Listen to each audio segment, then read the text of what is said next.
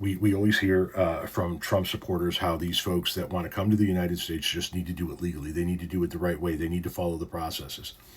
And we keep telling them that that's not how any of this works, because it doesn't matter if they do it the right way. It doesn't matter if they follow the processes, because people are still getting nabbed, for example, showing up to their court hearings, people that are doing it the right way.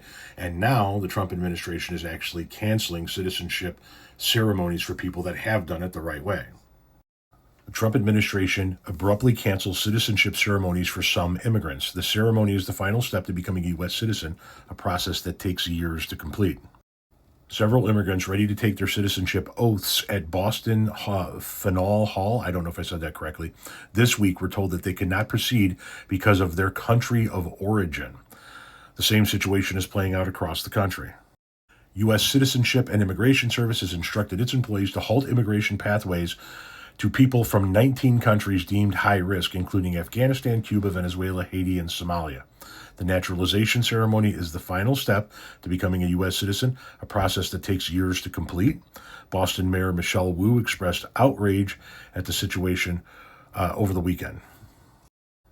It's despicable and it is deeply painful to see this is happening across the country, but to feel at the cradle of liberty in Boston, at Faneuil Hall, a place that represents the foundation of this country, you can see what she says.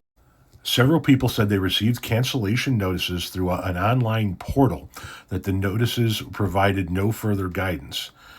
USCIS had said that this pause is part of an effort to strengthen the screening process to keep criminals from entering the United States. We changed the approach on day one of the Trump administration. Under President Trump, we are building more protective measures that ensure fraud, deception, and threats do not breach the integrity of our immigration system. USCIS Director Joseph Edlow wrote Friday in a press release announcing a new screening center headquartered in Atlanta. And once again, that's not what this is going to prevent. Okay, he's talking about preventing criminals from entering our country, but these are people that have been in our country and have gone through years of the vetting process, years of the examinations, years of the testing, years of making sure that they did it the right way. This is just, it's like the graduation ceremony. It's the final step. It's like somebody walking across the stage at their college or university and collecting their diploma at the end of their 4 years. These are people that have put in the years, put in the work, and have done everything they needed to do to become citizens.